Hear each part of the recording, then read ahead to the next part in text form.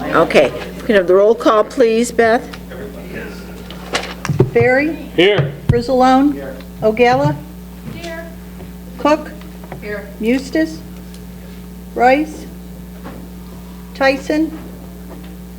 Harris? Here. Trainier? Present. Fritz? Mueller? Here. Gould? Van Dyne? Here. Balich? Here. Brooks? Parker? Here. Ventura? Present. Dollinger? Markham? Here. Berkowitz? Here. Cowan? Here. Tuminello? Here. Weigel? Krolitis? And Winfrey. Here. You have a quorum. Okay, Mr. Harris, would you lead us? I pledge allegiance To the flag of the United States of America and to the republic for which it stands, one nation under God, indivisible, with liberty and justice for all. Okay. All right. For those of you who don't know, the committee of the whole today, the topic is weed.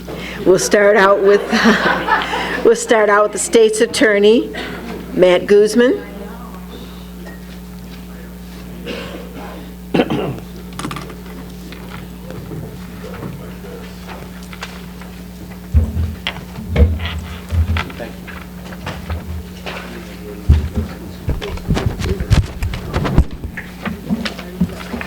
Thank you. Yeah, here's one. Okay, thank you. Good morning, everyone. What's that? Good morning, everybody. Morning, Matt. So yes, the discussion is weed. So, as everybody's well aware, there's a lot of discussion out there in different municipalities, counties, in regards to this new legislation called the Cannabis Regulation and Tax Act. It's to take effect January 1 of 2020. And in that regard, there is regulations, or there's authority within that act, that statute, that allows regulation of the sale of this cannabis within municipalities, counties, home rule or not. And essentially what we're here for, what's my main point today, is I want to assist the land use staff in getting some direction from the county board as to how you want to proceed in light of this new law. And by that I mean, does the county want to allow the sale of this cannabis and therefore regulate it under the statute? Or do you want to not allow it and ban it? And with that, I just want to go into the statute a little bit about what the interpretations are based on readings from our office and what we're seeing out there from the Municipal League. What has been happening, and I'm sure you've seen articles in the paper and the media, that there's municipalities and counties and others that are either wanting to allow this or ban this. And with regards to banning it, these certain municipalities have had meetings and discussed it with the citizenry, and they're focusing on a specific provision in the statute that talks about whether you can or cannot ban it. It seems to be interpreted by the Municipal League to say that yes, they can flat out ban it. And I'll be honest with you, our office has read this statute and we take a different position.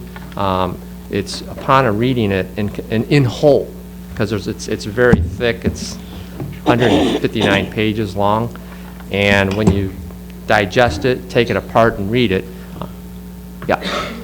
I just wanted to let you know, Matt, that after the committee meeting yesterday, I went out and reached out to State Senator Jennifer Bertino-Tarrant, and she said, and I can quote it if I could pull up the message, but basically, I can't pull it up. Part 1, it was always the intention for a county to be able to opt out. However, language is drafted to make that clearer, to be addressed in the veto session. And the follow-up, yeah, okay. And I was going to get to that. It's our interpretation. We'll just cut to the chase. We read it. We didn't interpret it the same way the Municipal League did, which seems that they can go ahead and opt out of it entirely. We didn't read it that same way. As a result of that, our office has reached out to the legislature We understood and have confirmed that there's going to be a trailer bill coming out in the veto session where they're going to address a laundry list of items with the bill that there's issues with. One of those is the issue that I just raised just now. When you read it entirely, it's not very clear that you can opt out of it. But anyways, that's going to be addressed. Upon speaking with individuals down in the legislature, we've learned that it was the intent to allow them, a municipality or a county, home rule or not, to opt out. So hopefully that's going to be cleared up shortly. I think that's in November 14th or 15th, I think is what they said. But notwithstanding, it still goes back to the number one reason I think we're all here today, at least land use staff is looking for this, is for some guidance. They want to know so that they can draft legislation, if needed, as to whether or not you guys want to allow these recreational sales or not. That's where we stand. I may, well, I don't know why, well, what you're telling us, Matt, is that you have a little different interpretation of the current. There's going to be a trailer bill that's going to address a host of items within that current legislation.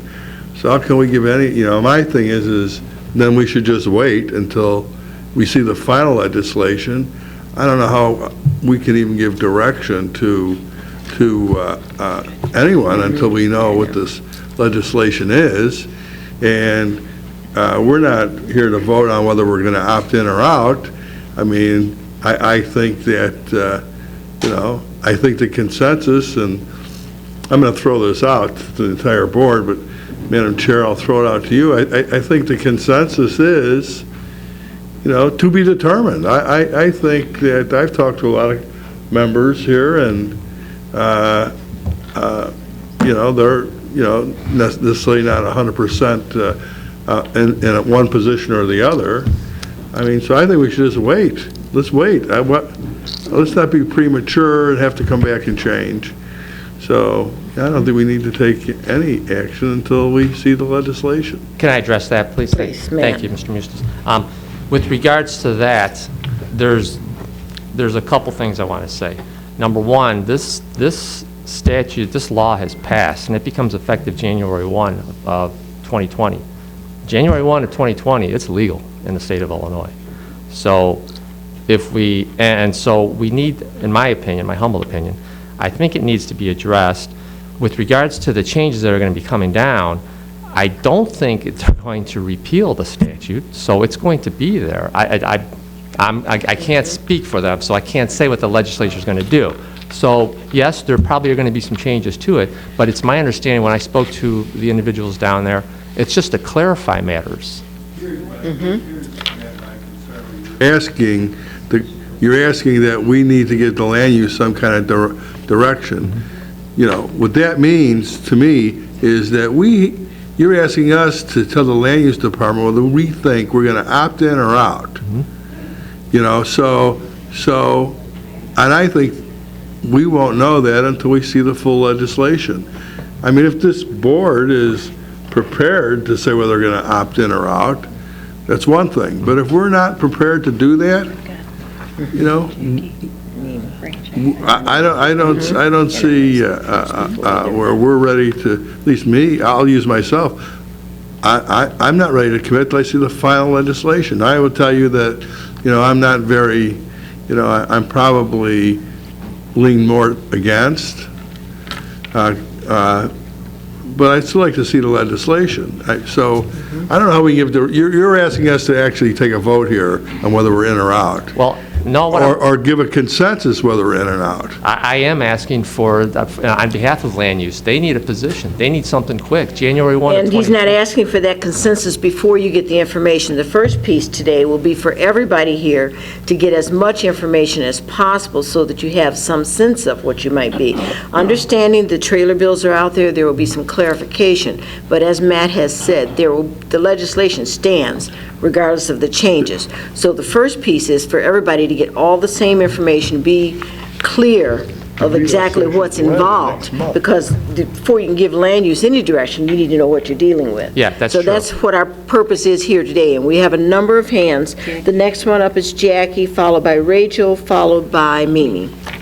I will just state for the record that my consensus vote that this is a legal product that the state of Illinois has decided can be sold in our state, no different than alcohol, no different than opioids. They're sold in our state too. We have rules and we regulate. And we do the best that we can to make sure that we keep the people safe that we need to keep safe and allow the adults to make free will choice. That is the choice the creator that most in this room believe in, one form or another, gave us. It's called free will. And I am definitely in support of us legalizing it here and opting in our county. I shouldn't say legalizing, it's already legal. Opting in our county and taxing it. I think that we would be foolish not to. I think it's going to take place whether we agree to it or not. So we might as well take control and regulate it. And I really believed quite strongly in what Mr. Mustis was saying yesterday, or whatever it was, day before in committee, about how Chicago's moving forward with this, with the zoning of it. And according to our lobbyist, I spoke with Mr. Hassert this morning, we have the ability within the current law, and you're the lawyer, so you can weigh in on this, through the zoning process, to really limit where and when it's sold. And so I think we have the basic authorities that we need. And as our speaker just said, we just need some cleanup language on things to make certain that what we think it says. Yeah. And that we aren't going to get sued somewhere down the road for opting out when we didn't really have the right to.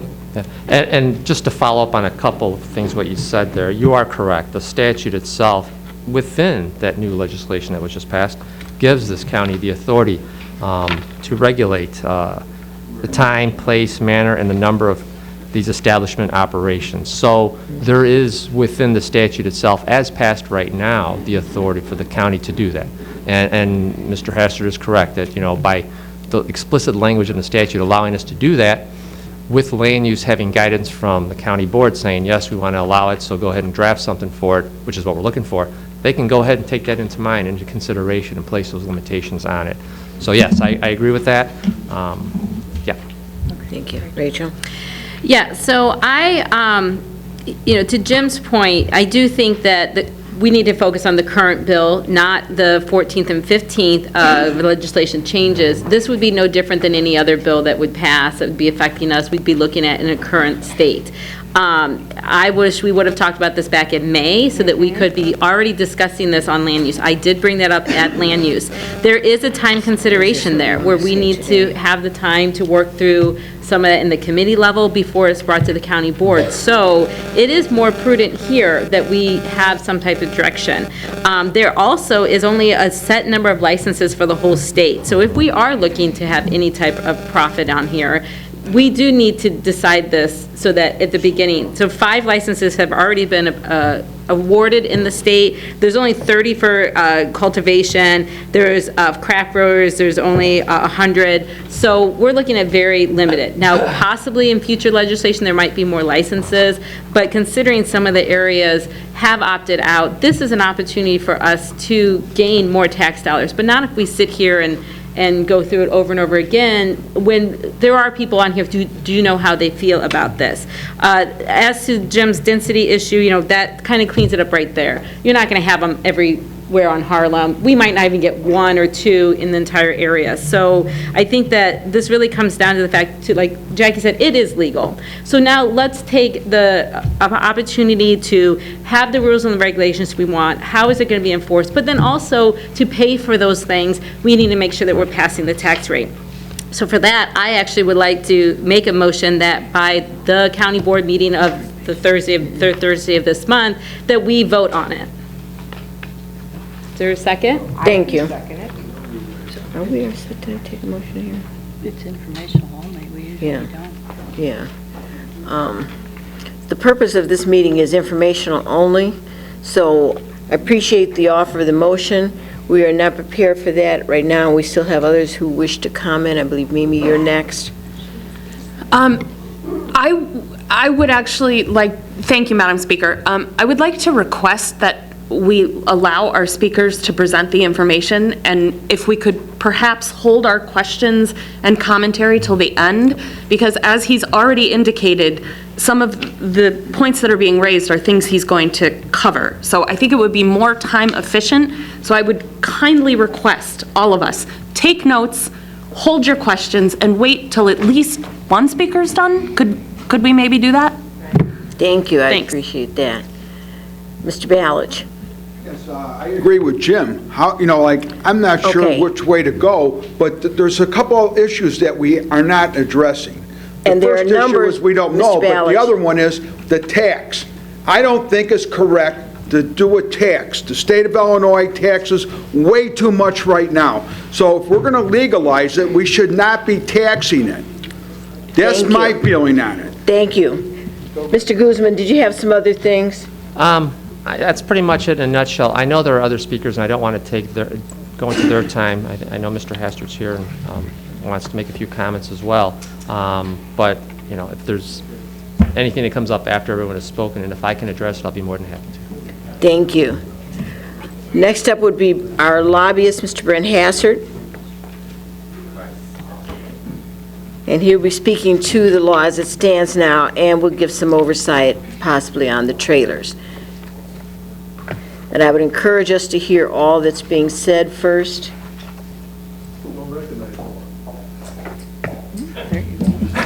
That's probably what's going to happen. I'm trying to be accommodating, but it's not working, so we'll have to switch to Plan B. Mr. Hassert, I do absolutely recognize you, so please go ahead. Okay, thank you. I passed out a little summary of the bill, and I know we've gone over this before at the Legislative Committee, also at the Committee of the Whole last time. Excuse me. And I don't want to reinvent the wheel, but there's a lot of good information in this summary that basically this was handed out to the General Assembly members prior to them voting on the bill, to give them, the ones who were not intimately involved in the negotiations, to kind of give them an oversight of what was actually in the bill. So there's just a couple. I think the question that Matt had just brought up about the zoning, there's going to be different interpretations as far as potential for a follow-up trailer bill. Yes, Jackie had indicated that Senator Bertino Terrence said that was the original intent. I think that was the original intent. Lawyers are going to interpret it. If they see that is a problem, I think there is a potential for a technical trailer bill. I don't think they'll open up the whole bill because that will cause too many problems, but if they're going to tweak the bill, there might be some possibilities to run a trailer bill in the veto session. I don't think this is going to be a very active veto session because there's not a lot of vetoes to override. There's not a lot of mandatory vetoes. So I'm not sure if the days that are scheduled are even going to be fulfilled, in particular the second part of the veto session. So depending on how they try to move a bill, it would have to be find a bill in a position to be able to move in a timely manner to be able to get through, which means that it'll probably be an existing bill that they got and replaced that's already been heard in one house or one chamber. So it's hard to say if all that's going to be cleaned up. So, the intent of the bill is that you have an up or down vote whether you want to sell it within your unincorporated or not. That is true. And that probably is not going to change. So I don't know what the language might tighten it up according to Matt, how he interprets it. It might be tightened up and be more clear. If not, I'm assuming if somebody interprets like Matt, there'll be a lawsuit pending somewhere that will try to clarify the underlying legislation, which is typically could happen on just about any act that we pass in Springfield. So the other issue that comes to the point is that in a trailer bill, not in the original bill, that this is a summary of, and unfortunately I did not change it in this summary. In a trailer bill that came up, there is an additional 3% tax that the county can impose on the sale of recreational marijuana throughout the county, including unincorporated and incorporated. So if anybody opens a dispensary In Joliet, you have the right to be able to tax it at the county level at 3% plus whatever they decide to tax it at. And that's the same true in the unincorporated and incorporated. So you do have a potential to implement a 3%, up to a 3% tax in the whole county for the sale of recreational marijuana. And obviously, I think the intent of that was originally given to Cook County only. We fought for it to get throughout the state for a simple reason. If there's impact, it's probably going to be on a countywide basis for the sheriff's department, the state's attorney's office, the health department, and all the associated, things that we have to deal with of the unknown.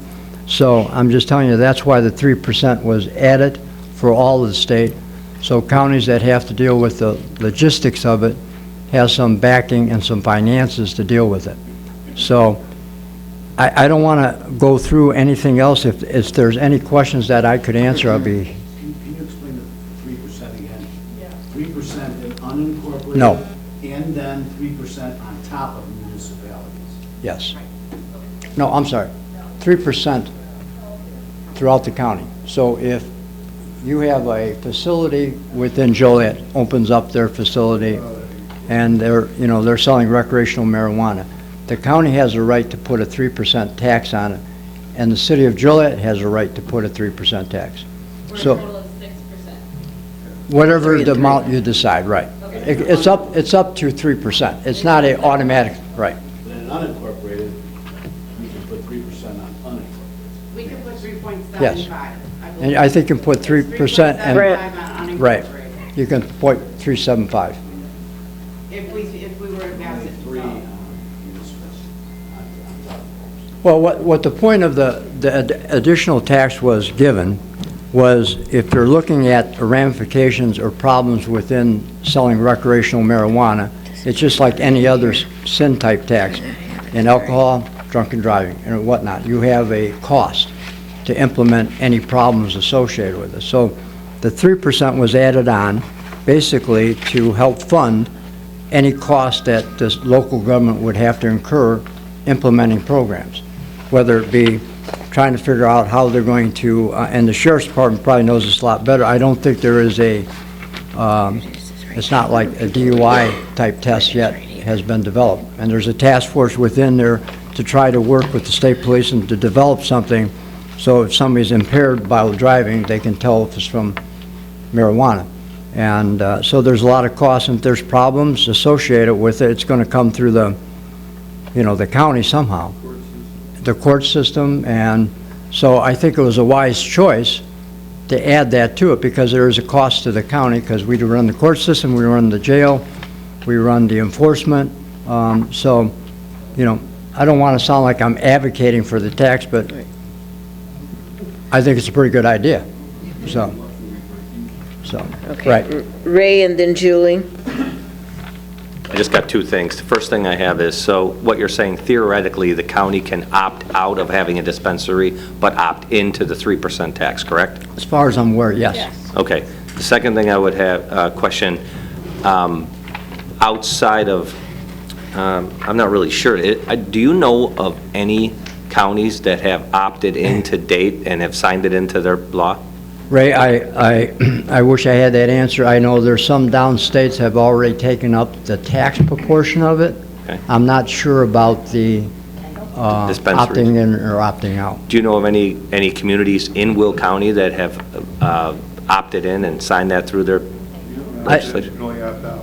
I don't think there is, I've seen all the counties who have opted out. I'm not sure about ones who have said, I've heard, but I don't think there's been an official action by the board to agree not to opt out or not, Okay. So the reason I'm asking it is because it just seems like every time you turn on the news, everybody's pretty much opting out. A lot of people are opting out, like the municipalities are opting out.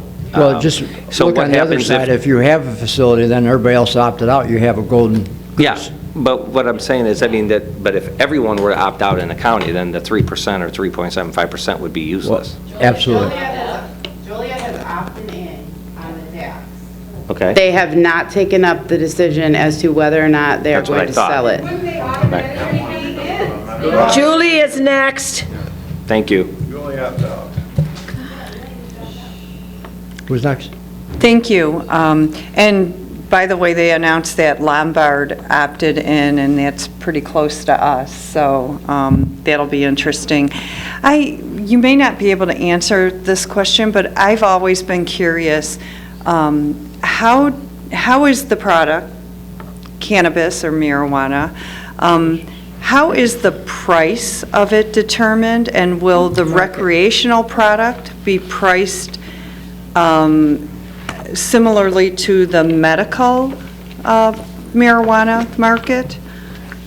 I'm not probably the one you want to ask that question. I'm not sure that, the one thing I know about the underlying bill is that there's a guarantee by the cultivators and the dispensaries that they have to be able to make sure they meet their medical marijuana clients first and foremost before they start making sure there's at least product for them that they've developed before they have to have first choice, in other words, of product from the dispensary and the cultivators.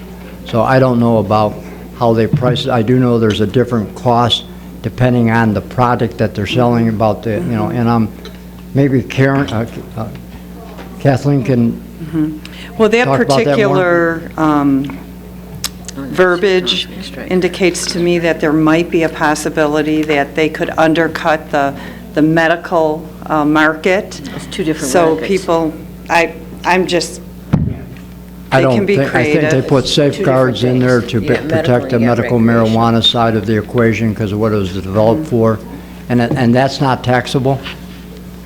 So if you have a medical marijuana card, you're not being taxed. You're not paying sales tax. So. Okay, thank you, that's good to know. Okay. Moses? Brett, the veto session was being asked to clarify or clean up the current legislation, but it doesn't really substantively change anything. It clarifies it, doesn't really change the legislation at all, really. I don't think they will open up either this or the Gaming Act, the two big issues that everybody's been talking about, because first of all, the veto session is very limited. There's been no discussion up to this point that I'm aware of. There might be some technical changes, but it will not change the underlying bill. So the underlying bill, as you read it, suggesting that That's what it is. the opt-out, opt-in, if they have to redefine that a little tighter, that's probably a technical change, they might do that. I just have a feeling that everybody always hypes up veto session, but usually nothing gets done. And so I'm not optimistic that even this will be brought forward because you could have a lot of different opinions. But anything in the legislation that basically would affect the county, such as zoning authority and time, none of that's going to change, right? I mean, it's all going to pretty much stay the same. I don't think It's so. already set. So if we wanted to go forward and talk about some regulations, there'd be no harm in us doing that, probably, no. Jim, in my opinion, I think Matt will back me up. I don't think there's no reason why that you can't at least look at, what you decide to do going forward or not. And just remember, just because if you opt out, you can always opt back in. I mean, there's, I thought that didn't exist if you once you out, I doubt it. I'm not sure. I'm sure they'll change that. It's just like video poker. You can opt in or opt out. I'm not. Gotcha. I think a lot of communities are probably just want to wait and see, too. Well, this is a issue. Very people have a lot of opinions about it. So. Thanks. Annette? So we have to opt in or opt out by January 1st, and if we don't, on January 1st, counties are. I don't think there's a magic deadline if you have it done by January 1st, unless you have somebody applying for a permit, then what do you do? And that's the concern that Matt had, is that Right. if If someone's somebody applying comes for a in and says you permit, don't one of the have licenses, an you need opt-out, to have people on the record. I'm going to apply for a permit, what do I do? Yeah. I think that's the underlying concern.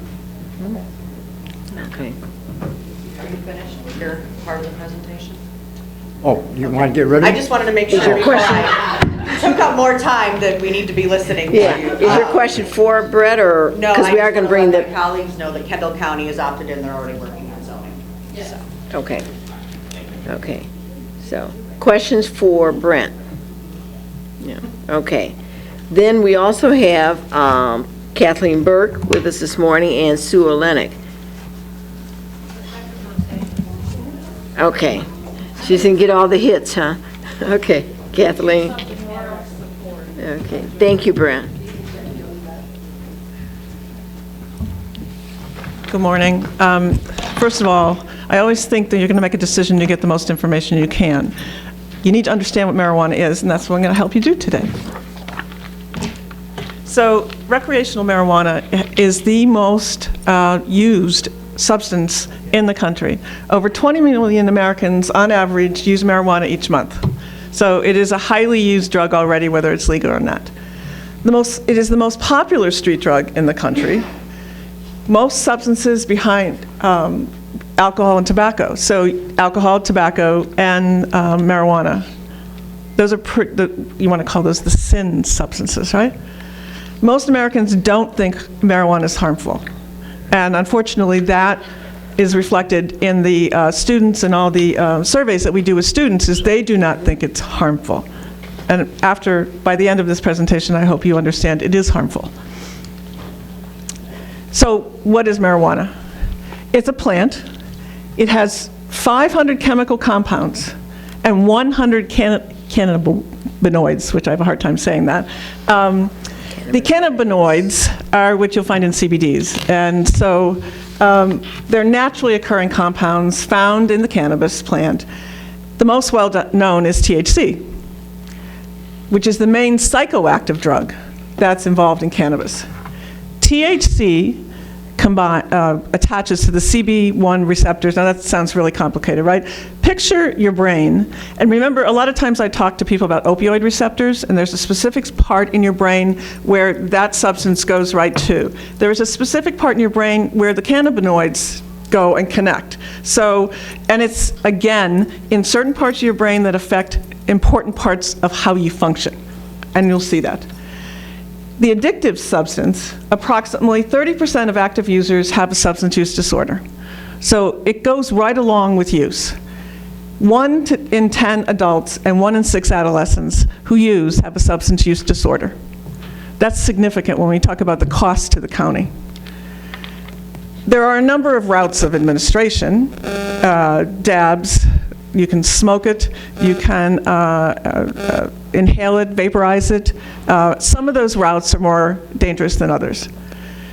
And there is a high variability of concentration.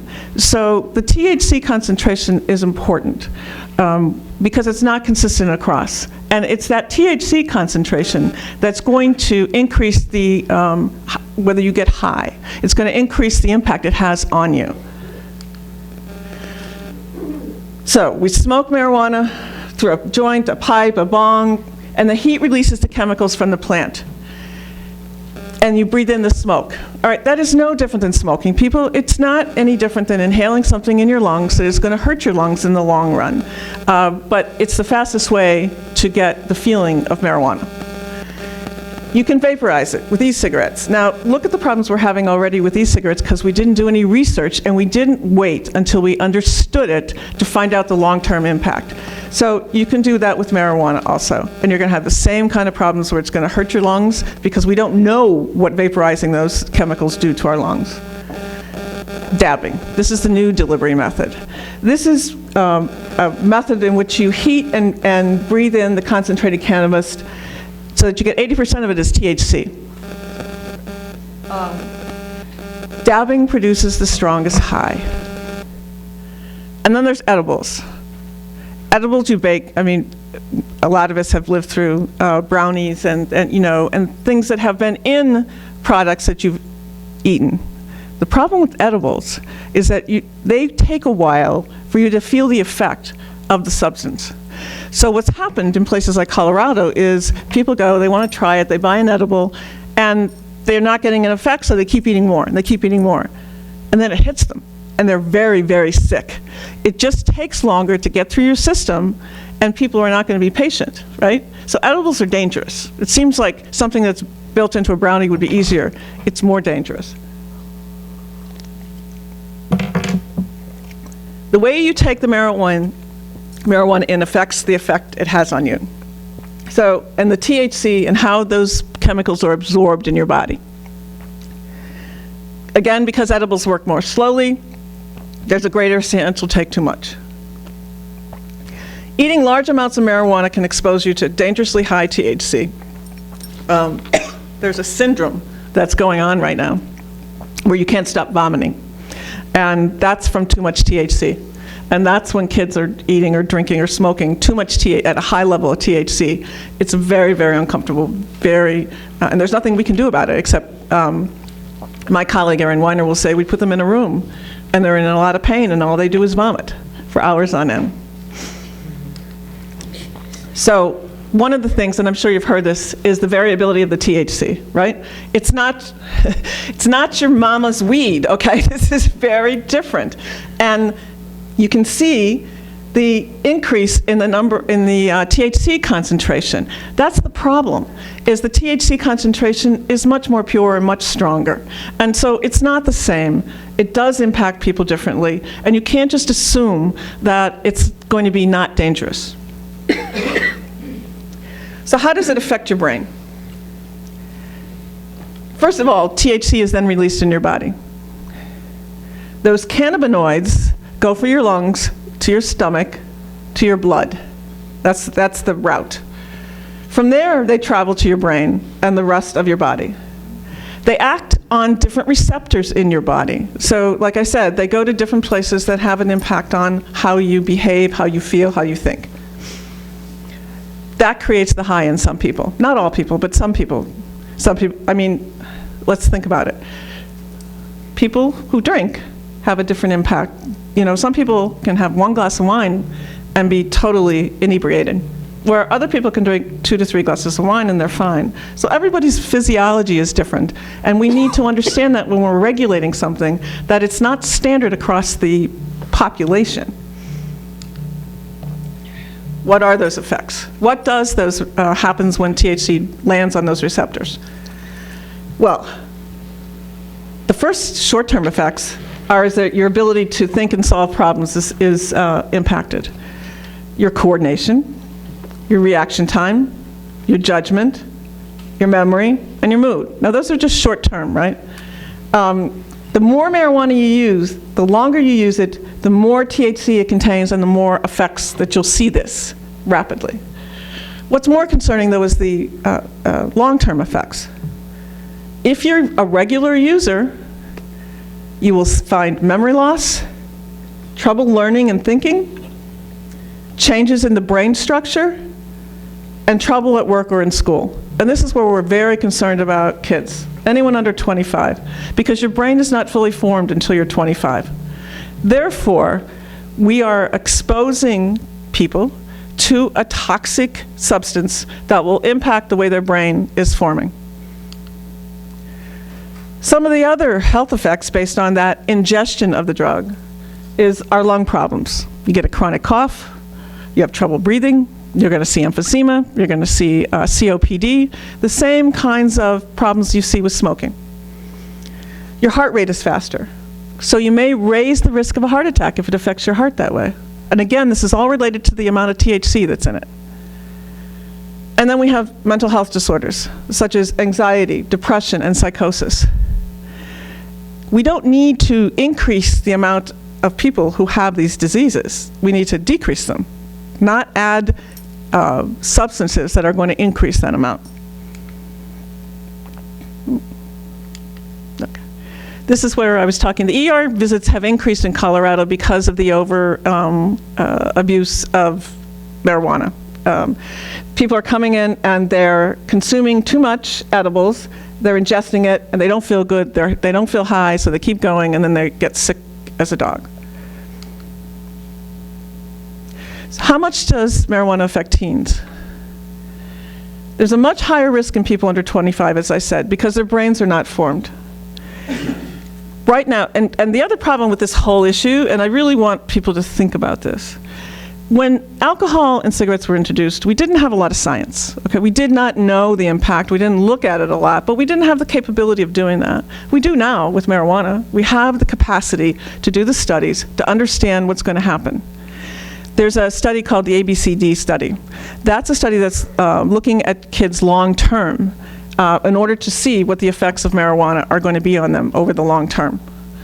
They're following 10,000 kids from age 9 to 10 into early adulthood to see how drugs, alcohol, and other substances affect their brain development. This is going to be a phenomenal study when we get the information, but it's not yet finished. So just stay tuned. We don't have that information now. What does it do to kids? It lowers their IQ. A lot of parents know that, right? They're freaking out because it lowers their IQ. And the reason it lowers their IQ is because their brain is not developed, and it's impacting the manner in which their brain develops. It changes the way you learn, your memory, and your attention span. Anxiety, depression, and other mental health problems develop. Kids drop out of school, and they have worse performance in college if they're heavy users. Now, so that's the impact on your brain and your development. Let's talk about how marijuana impacts your driving. It affects your judgment, your motor skills, your reaction time, and your perception, and so you end up with a higher risk of accidents, right? This is interesting about the difference between someone who's high on marijuana and someone who's high on alcohol. Alcohol makes you forgetful, meaning you might run through a red light if you're over-served and have an accident in that way. Whereas if you're high on marijuana, you're overly cautious. So you're more likely to be driving at 10 miles an hour and cause an accident or overreact to something than you would if you were high on alcohol, right? So it's different. And so the police officers are going to have to deal with this. I got to tell you, they're in a tizzy about how do we determine someone who is altered in the driving? How do you prove that? Because there are no ways of doing that. And then how do we tell people don't get in the car and drive? Can they judge their amount of highness? You know, I don't know. And this is the part that we're also experiencing is pregnant women are using it more and more because in some of the medical clinics they're telling them that it's good for nausea. It's not good for nausea because it passes through to the mother and the child. It affects their emotion, their attention, their memory, their impulsive behavior, and THC can get into the breast milk. This is significant because it's coming out now how many women are just self-doing it. As they're not being told by their doctors, but they're doing it because the word is out that helps, right? And the recommendation is doctors need to pay attention to this and give people something for their nausea so they stop self-medicating with marijuana. Is marijuana addictive? Now, I got to tell you, this is one of those areas that I was on the fence about because I did not ever look at marijuana as a drug that was serious.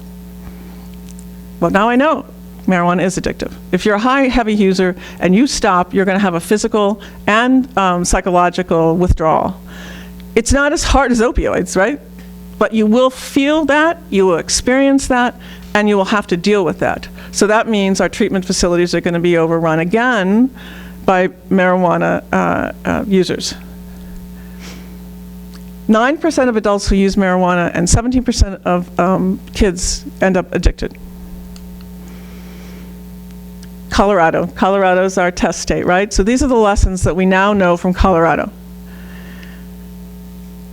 Marijuana use increased 85% over the national average for youth.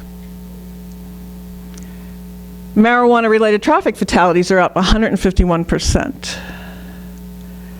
Colorado has issued over 40 little publicized recalls of retail marijuana that's laced with pesticides. Because remember, people are growing this. These are self-growers. And now Colorado's black market has actually exploded after commercialization. You know, we think it's going to go away, that our gangs are going to go away. They're not. We have become a source state. This is Colorado. A theater of operation for sophisticated international drug trafficking and money laundering organizations from Cuba, China, Mexico, and elsewhere. the legalization of marijuana in Colorado has caused some problems. Here are the number of hospital visits since the legalization of marijuana. That's a huge increase. It's not just a couple kids or a couple adults. It's huge. So what else? So one of the things that I think is important to focus in on when you're talking about taxing, or if you're going to implement this, the cost to the county. These are the public health concerns of the county and the safety concerns. In Colorado, for every dollar in tax revenue they gain from recreational marijuana purchases, an additional $4.50 is being spent to combat public health and safety issues. So they're not be able to get the return they need to deal with the problems that we heard that the legislation tried to address. Money is being spent. You have to put the money towards the public health and the safety issues. The enabling legislation legalizing use of marijuana does not include a specific threshold of psychoactive chemicals present in a person to determine when someone is under the influence while driving. That's what the police departments are struggling with. Where are the guidelines? They don't have any guidelines, and they don't have any mechanisms to measure those guidelines. Marijuana, THC will stay in your system a long time too. So it's not like if you go out the night before and you're smoking weed and the next day you go to work, you won't test positive. You will test positive. And you will test positive for a week or so. So then we have the whole compounding of, is someone altered or is it just in their bloodstream? We don't know. The law consuming marijuana would not be allowed in any place where smoking is already banned.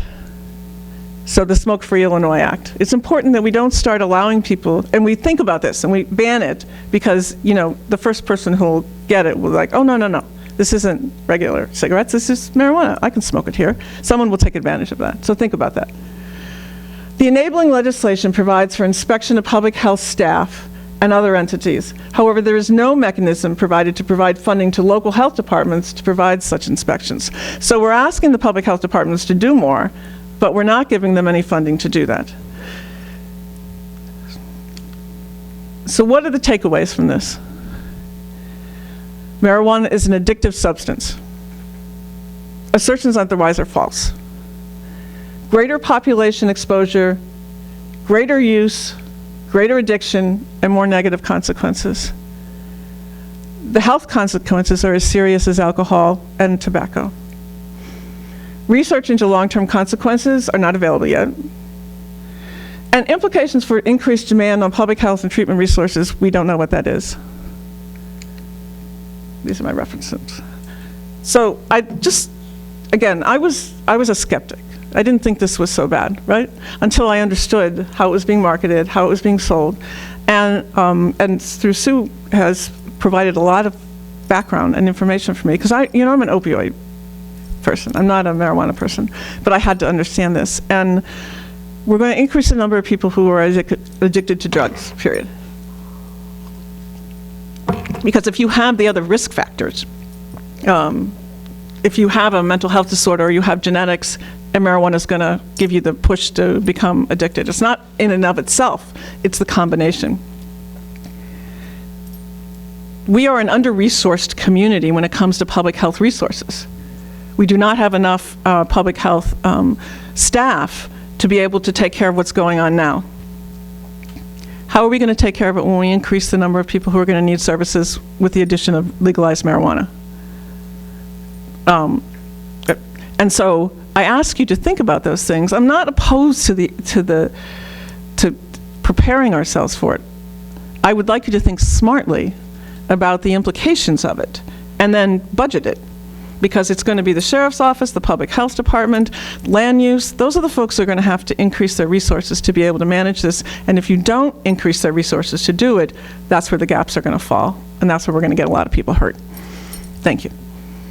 Kathleen, just want to remind people that there are two different things. One is the medical dispensaries that will come in. That's already provided for. The other thing is the recreational piece, which is totally separate from that. So we need to pay attention to those two things. I see the hands. So pay attention to those two things. We have Rachel and then Julie. Thank you. So Harvard University put out a study, actually multiple studies about marijuana and opioids. And from 2011 to 2016, their analysis showed that opioid prescriptions and addictions went down 5.88% when medical marijuana was available, and recently it's 6.38% in reduction. So this is opioid, to me, when you talk about THC versus opioids, if you're puking versus dying. So that's the one thing I like to point out, is that there is a lot of evidence that was not put up here for the benefits on. This is recreational marijuana. This is not medical marijuana. What you're quoting is medical marijuana. Okay, but if people are under pain and they don't have prescriptions to go out and get opioids, are turning to heroin and fentanyl, and we're seeing that on the streets. If they can go get recreational marijuana, first of all, it takes the financial burden medically off the cost, because it was very expensive, and allows them to treat pain where they're not dying. Actually, the research is showing that that is not a correlation, that the effectiveness of marijuana in reducing pain and reducing the number of opioids is not correlated. So those are stats that I'd like to see then, because if you Google some of that stuff online. What year is the Harvard study? This one that I just quoted was from 11 to 16. So it goes on, there's multiple studies here. I haven't had time to prepare a slideshow, but I'd be happy to if that's what. Well, I want to caution you that medical marijuana, I'm not talking about medical marijuana. There are legitimate reasons to use medical marijuana, and it's and it's regulated. So next point, Rachel, this is important. Yeah, this is important. But the state has legalized it. So the presentation given here today doesn't really talk about the access use here, the taxing stuff. This would have been a great presentation to give to the state when they were deciding upon their one way or the other. But the reality is the county board doesn't get to say no one gets to use it. People get to use it in this state now as of January 1st. And so whether they are buying it in Kendall County and they're making tax dollars and then driving over to our home in Will County and smoking it, we have no control over that. We have no way to regulate or have rules on that. So this whole thing, in my opinion, is once it's legalized, the county board has the right to set policy, procedures, regulations, and rules, and then a tax on it. That's what we get to decide. We don't get to decide whether or not the state legalizes or not, because we're not in that legislative body. But you do get to understand the implications of it. Sure, absolutely. Because how do you legalize, how do you create regulations if you don't understand what's going to happen in your county? But I'd also like to see both sides of that argument, not just one slant of a couple of presentations. I'm assuming Sue's going to be next. So the other thing is at 21 and younger, it is illegal to smoke a substance in this state. So again, I understand the implications on children, but just like there are many things that children can't do, like drink alcohol. If a child is caught drinking alcohol, we have clear rules and procedures on what to do. Who got them the alcohol? How are they fined? How are they jailed? Those are the type of rules that we should be looking at here, because we can't regulate whether or not a parent gives their kid something that's harmful to them. I mean, we can regulate, but there has to be consequences to that, right? They have a choice for that. I agree. I don't want children smoking this. I don't want children smoking tobacco, and I don't want them drinking alcohol. There are clear implications for that. I understand that, but we do have rules. And over the age of 21, it is legal. So we should be looking at whether or not we want to have dispensaries here that would bring in taxing dollars. To the point you made about the money, Colorado saw $1 billion in revenue. Their state budget now brings in 3% from marijuana tax alone. Of a state budget, they have $30 billion. So the per person this is in Colorado. For the state budget, they bring in 3% of their. Not for the county. Oh, yeah. But my point was that she said that there was money being used here. So I'm trying to present some offsetting facts, since this was a one-sided presentation. This was a health presentation. We're not arguing that point. This is a health presentation.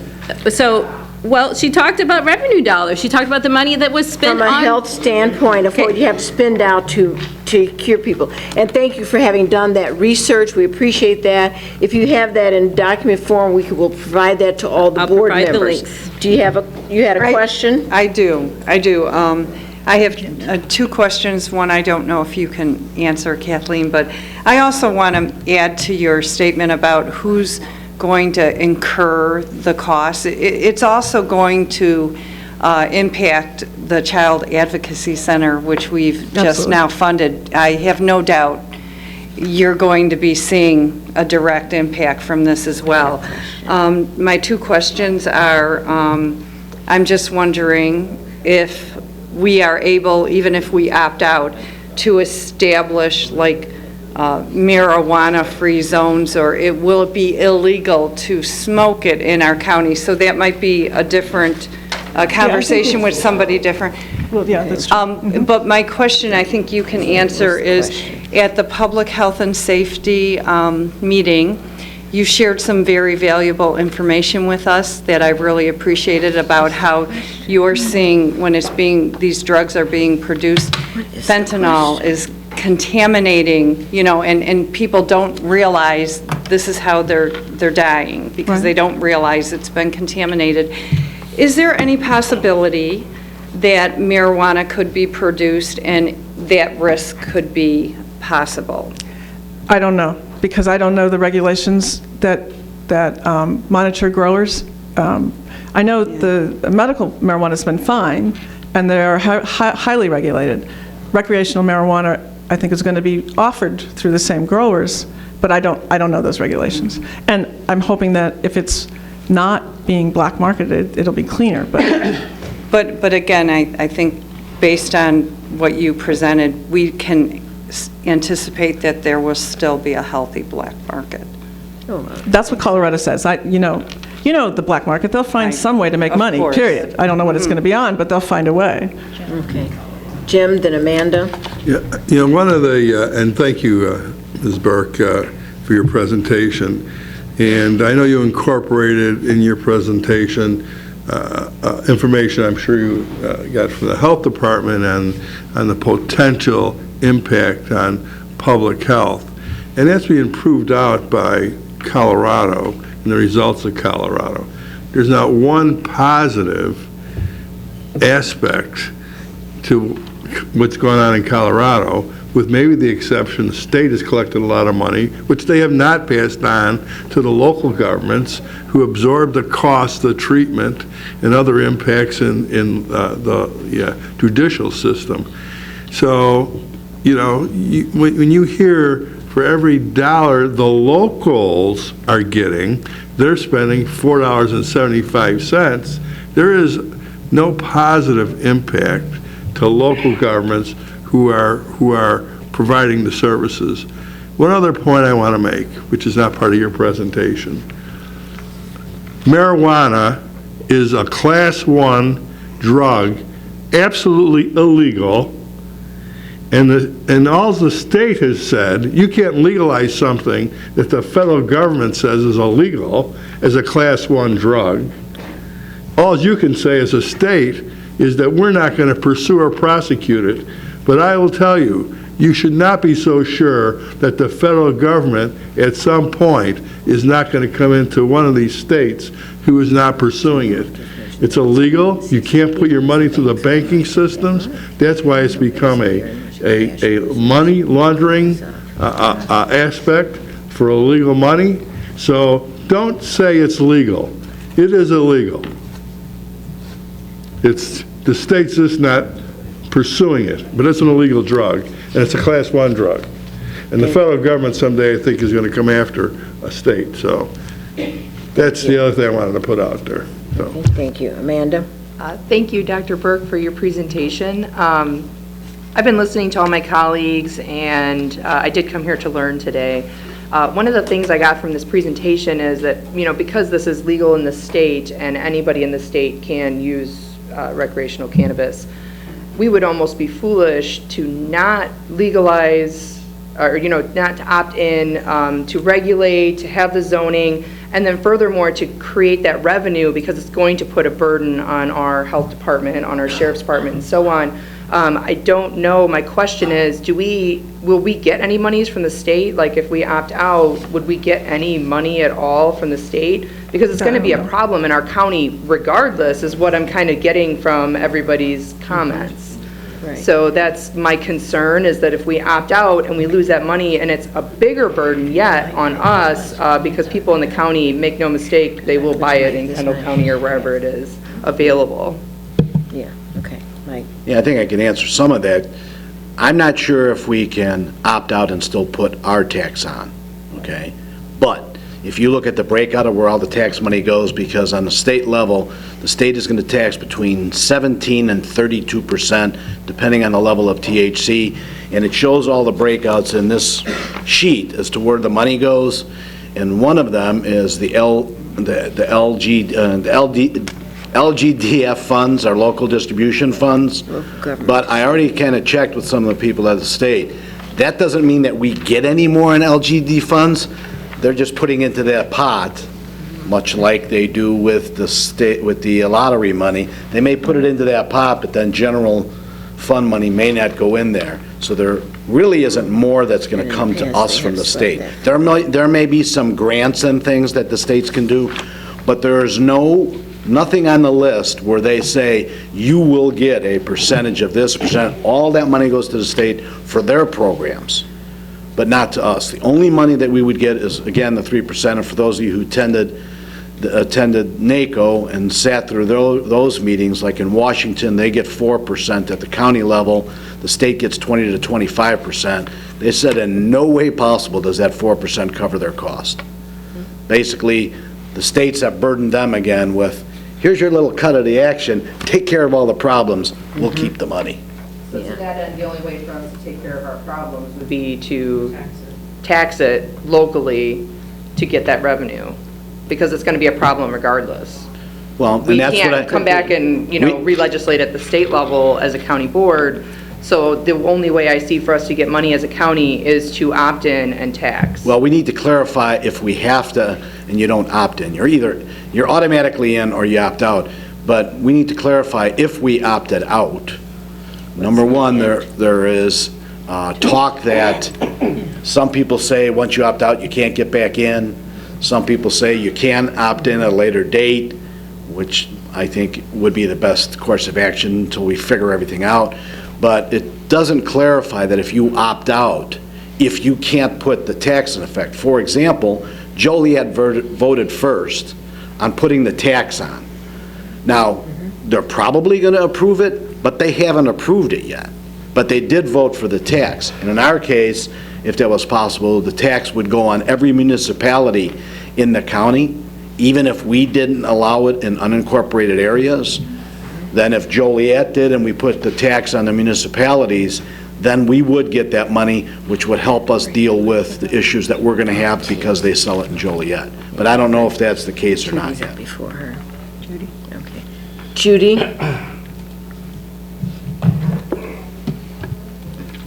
Thank you.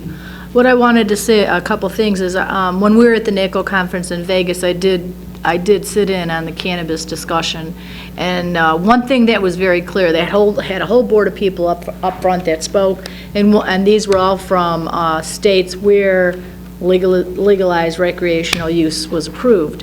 And one thing that they did say is, you know what?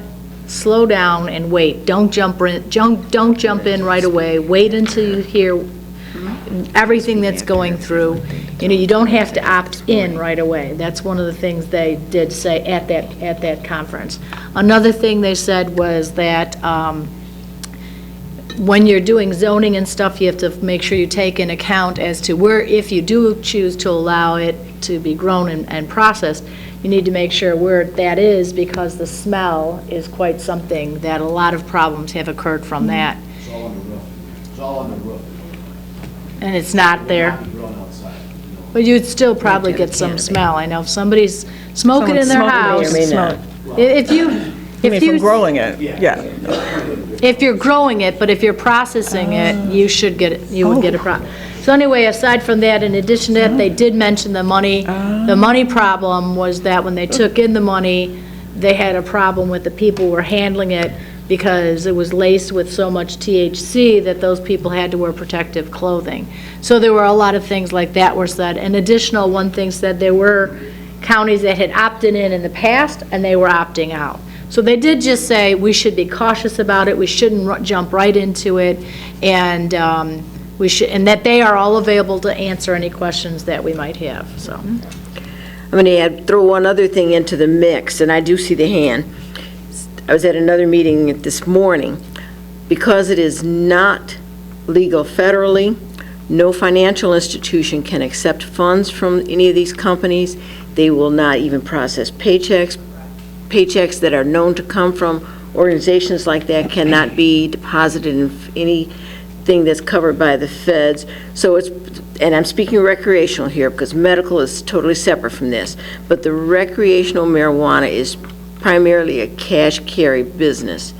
The institutions that are taking that money are over the border. People are setting up accounts in Canada in order to process that money. So that will be added to the mix for us in terms of how we would manage it if we opt in, is that there will be higher levels of cash on hand in those places, and it is a cash carry in and out. So that's just something to pay attention to, is that anytime you have a business that is primarily cash, you have more incidents of robbery issues come up that then we would have to manage through our sheriff's department.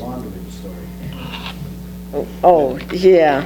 And, yeah, if the count, yeah, go ahead, Mike, you tell that piece. The money, and the people, the marijuana companies are bringing their money and quadruple paying their taxes. Yes.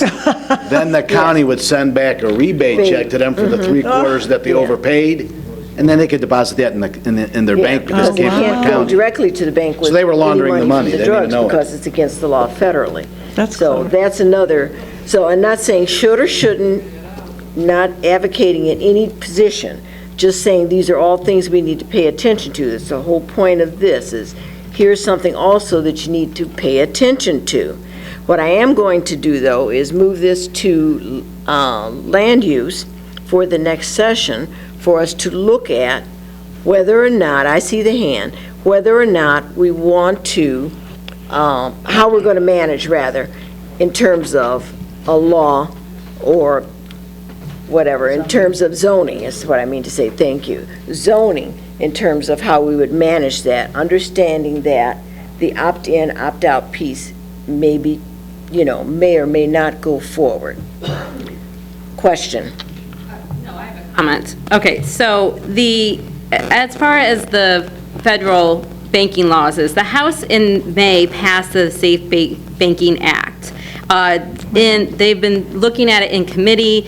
Recently in September, the co-chair said, "I'm fairly confident that either the SAFE Act or the STATES Act will be passed," said Rob Dispisco, co-chair of the law firm from the Cannabis Law Group. "I think the industry has come too far, the cat's out of the bag, and it's not going to disappear, so banking needs to happen." This is something that Congress is absolutely looking at, and they are moving the ball forward as seen in recent news. Also, we've already discussed this at land use, and the problem is we need direction. So we discussed it on Tuesday, we're going to continue discussing it, but until this county has actually made a decision to, I don't even want to say opt-in, because you have one choice. To opt out, you have a choice to tax or not tax. In my opinion, we should be taxing it for the reasons that people stated today. If there are going to be things that hurt our county, we're going to need the money to fix it.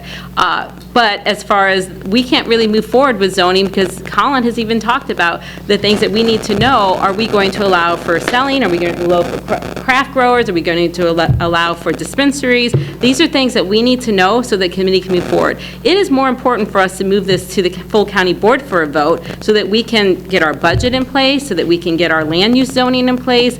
That would be the prudent thing to do. Thank you. Thank you. Other comments? Ray? I'd like to thank Kathleen, Dr. Burke, for her input. I thought that was an outstanding presentation.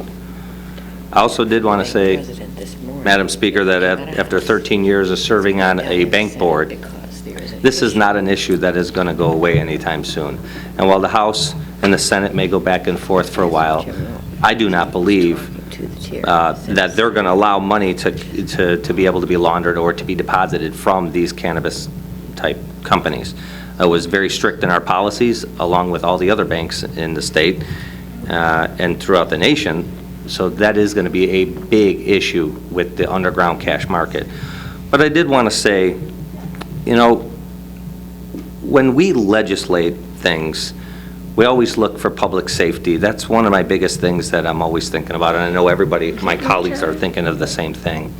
And I try to look at what kind of public safety, what can we, can it increase, will it decrease when we're making our decisions? And I know it's a very hot topic and it's a political one, but I just don't see any benefit to the county from a public safety standpoint of opting or staying in the program. I understand the money thing, but if we were a state that had a $400 million surplus like our neighbors, you don't see them looking at rash things. And I'm telling you right now that the Springfield would never have voted to legalize this product from a recreational standpoint had they been flush with cash. So to me, it looks like it's just a pure financial move on their part. And if anyone in this room thinks that any of that money is going to come down to our local level once they have it to plug up their pension deficits and their financial woes in the state of Illinois, we got another thing coming. And we're going to be forced, again, to figure out how we could fund our health department. When the state dismantled the mental health programs, we had to step up and put the money into the health departments. We're continually being asked to do more and more. And we're going to be asked to do more and more with less and less because they are not going to pass this along. So I, for one, have heard enough. And I don't really talk about this much, and I don't like to talk about it. But I have a family member, and we all have those members, that started marijuana use at a very young age. And by the time this family member was in his mid-20s, he was highly addicted to heroin. My family pretty much, my mom almost went bankrupt trying to help one of these family members, and I watched it happen. And I would like someone to be able to answer or tell us, is marijuana a gateway drug? Does anyone believe that this is a possibility, that when youth are getting addicted at a young age, and 17%, is it a gateway drug? Because if it is, then what the hell are we doing up here? We're going to why would we even subject the residents and the children to even be exposed to this? That's all I have to say. Thank you. Okay, Tyler? Just for clarification from the land use, since it sounds like it's coming back to us, they have already kind of started this process. So I know Colin has started like what it's going to look like, but they're still, in need of us to say go or no go. Because but they've already started the process. It's not like land use has been sitting around doing nothing. They have been working on this. Earlier it sounded like some people were saying land use hasn't been doing their job. I just want to make it clear that they are prepared. Absolutely. But they're waiting for us to say go or no go. So, I think pretty quick here we should either decide if we're going to vote on it or if we're going to wait. Okay. Because they're sitting around waiting for us. Yeah, and they don't want to spend a whole lot more work if there's no point to it. Is it the consensus of this body that we should go ahead to opt in or opt out? I'm in. It would be. I'm asking for the consensus. I'm out, but I want to still prepare, right? Yeah, we should probably send it to the executive. Let me clean up. I'm asking opt in or opt out so that we know if we're moving it to the board. So, because that question has to get answered. So opt in or out moves it to the board. We opt in, you move it to the board. Is that what you're saying? No, I'm just trying to get a sense of where we are before I move it to the board. If the majority wants to opt out, then she'll have a consensus and some direction on how to provide it to the,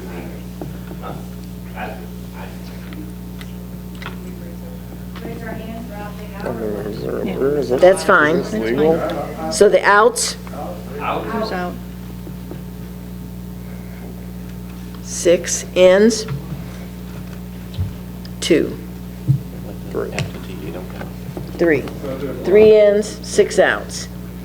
I was just asking the absentee people. They don't get them. Do they have their hand up? No, they don't. Oh, okay.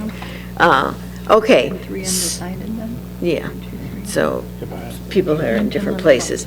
Okay, so here's the thing that we can do then. We can move the opt-in, opt-out to the county board for the 17th. Okay. And then, based on that, land use then will know what they need to do in terms of zoning. Okay. And we have public comment. Yeah, we have, Okay, what we're we doing now? moving the opt-in, opt-out question to the county board for the 17th, and I see a nod from Matt, so we're on solid ground there. And then based on that, land use, and I see David nodding, we'll have clear direction of how they need to craft the zoning. And that's a public comment, she's not with us. Okay, so, everybody clear about that? Yeah. Is your question, Jim, around clarity, or you have something else? My question is about clarifying it, going to the full county board, and whether, I mean, I would ask that we have the same presentations. I would still like the board presentation to the public from Dr. Burke, and that we're going to allow time for presentations.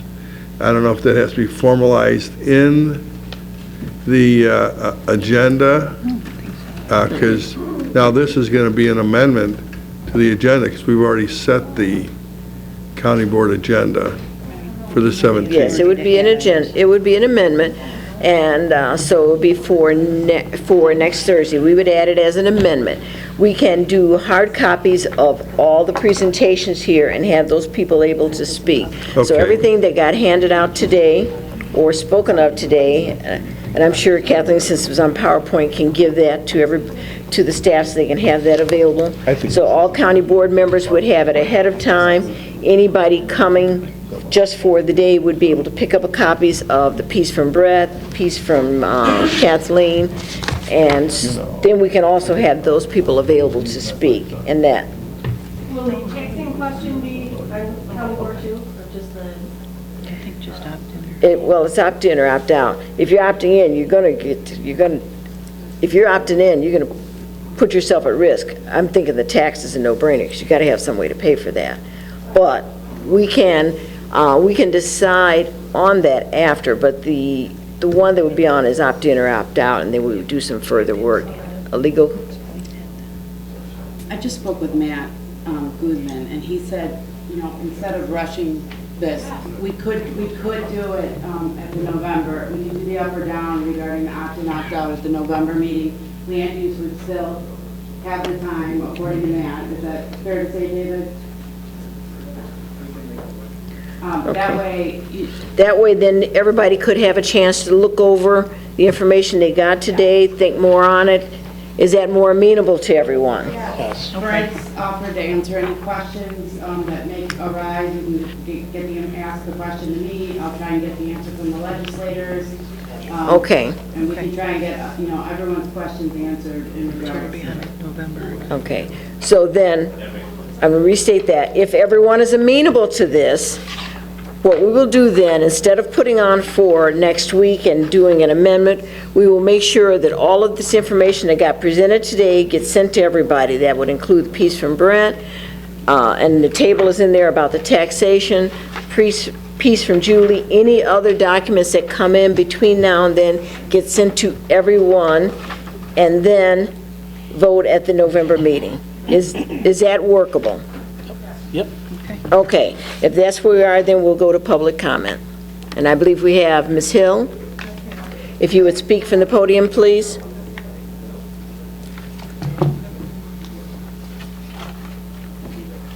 I didn't know she was in the public. I thought the public already settled. They can sit anywhere. Yeah. Hi, my name is Wendy Hill, and I work at the Wilmington Coalition for a Healthy Community. Can you all hear me? Yes? Okay. Pull the mic down. Okay, is that better? Thank you. Yes. And more importantly than that, I am the youth mentor.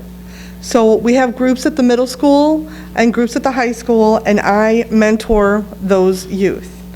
And we set goals every year on how to reduce substance use in our community. We're a very rural community in Will County, and that is why we are here, because we're hoping that you hear us. We're hoping that you hear Southern Will County. Our students put together a presentation and presented it several times to subcommittees for ordinances and then to city council. And Wilmington is an opt-out city. And we're proud of that. And we wanted to come here and say that to all of you. And we face a bigger problem than that, though. Our school district has 5 different municipalities within its landmass. And 3 of them are governed by the county. They're townships. So they can't make their own ordinances.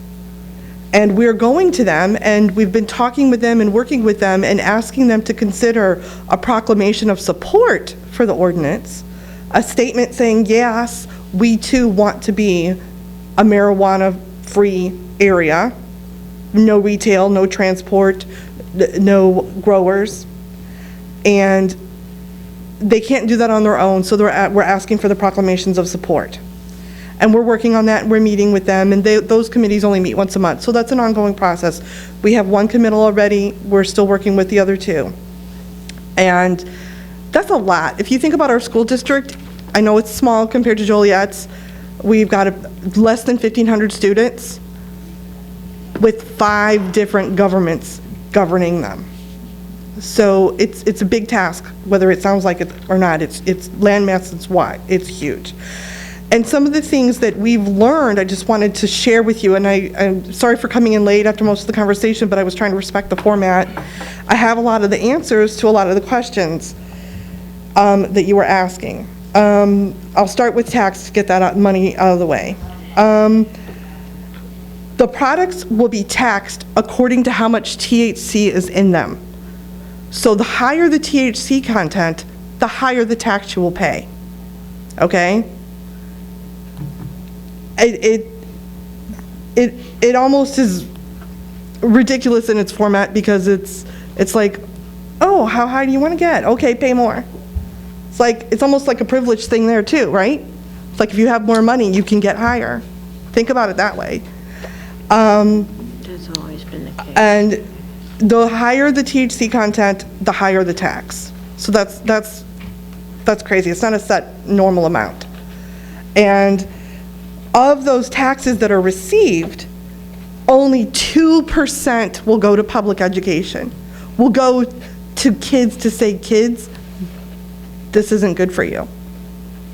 The people that need to hear that message will only have 2% money dedicated to that. And do you think that's going to trickle down to southern Will County? It is not.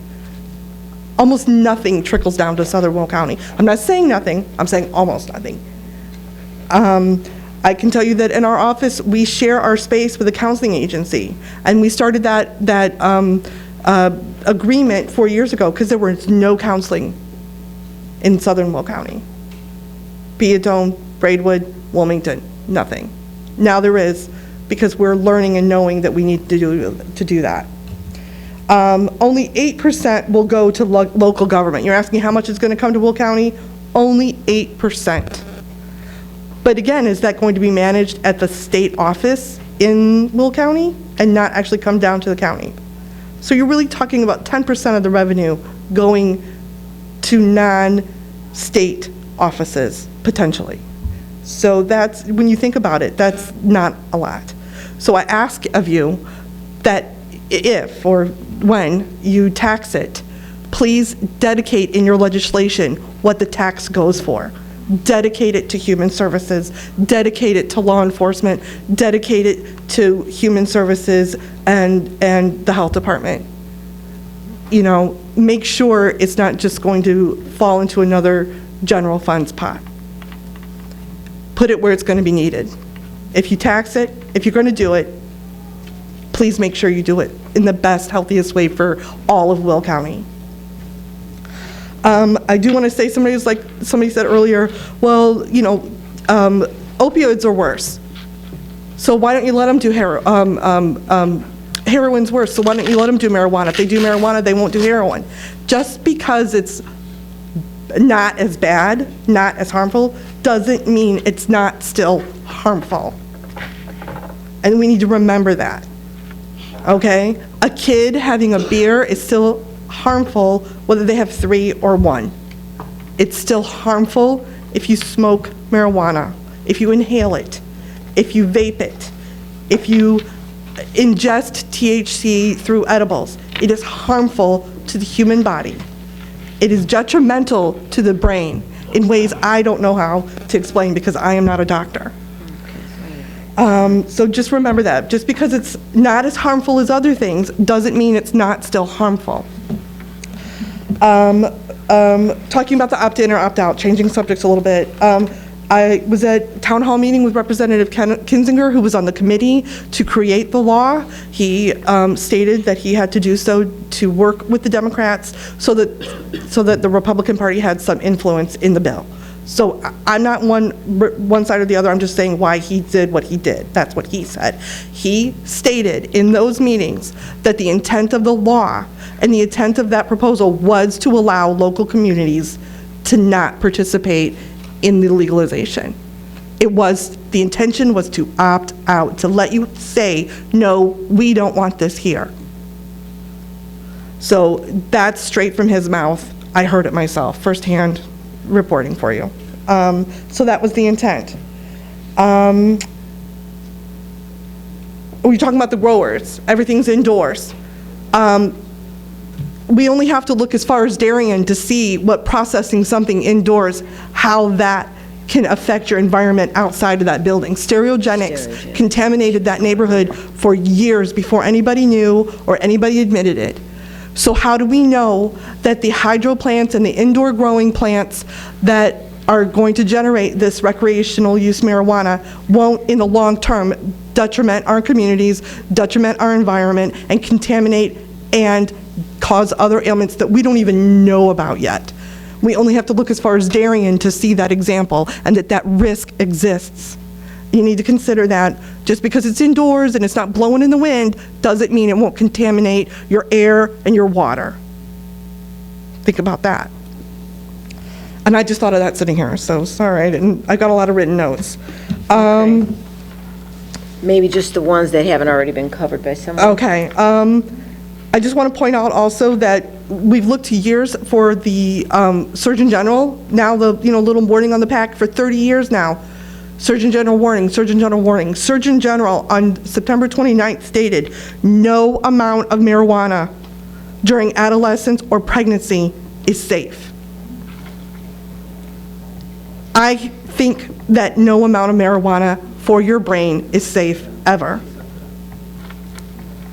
So we have to look to the leader of our medical community in this country, and they are saying no amount of no amount of marijuana is safe for adolescent brains. So we need to realize that. 2 more points, sorry. If you don't do something about it sooner than later, it's going to be too late. It does need to be opted out. Otherwise, if you don't have a law in place in the state before the state law takes effect and is more impending, then it is basically overruled by the state. So you have to decide by the 1st, okay? And you were talking about the communities that have opted out. Wilmington and its surrounding townships are hopefully going to support that. And I know Braidwood is hot on our heels, and we're working with Peatone almost daily on the phone with their community. And Bolingbrook, I know, has opted out, and Plainfield has opted out. So I propose to the representatives of Will County how much of your county has to opt out for you to get the idea that your county wants you to opt out. So, yes, Naperville has opted out, but they are not Will County, I don't believe. So Part of them is. Part of it is. Okay, thank you. I didn't realize that. But the point is over here they're doing it, and over here we're opting out, and over here we're opting out, and over here we're opting out, and up north we're opting out. How much of the county has to opt out on itself for the county to realize, for its individual members on the council to realize that your county wants you to opt out? And so I just leave you with that thought to please remember it's not just about Central Joliet or Joliet Township. It's about the entire collar area of Will County. Thank you for letting me have this time. Thank you. Any other public comment? Public comment. Madam Speaker, we do have one comment. Thank you, Ms. Logan. For those of you who don't know, this is my granddaughter, Logan Wilson. Hi. I'm too short for this. We can pull it. We can hear you, sweetie. Invite everyone in. Cake and pizza. I'm about to borrow this chair. I'll just Okay, stand up. stand up. That's useless for me. If everyone would please come to the committee room after this for cake and pizza. For Why, Logan? why? Nana's birthday.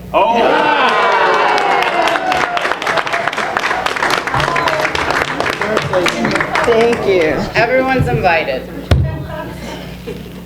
Thank you. Okay. Need a motion? Multiple times. Okay, no other comments? Motion to adjourn? Motion. All in favor? I'm assuming nobody is opposed. Especially Lacey.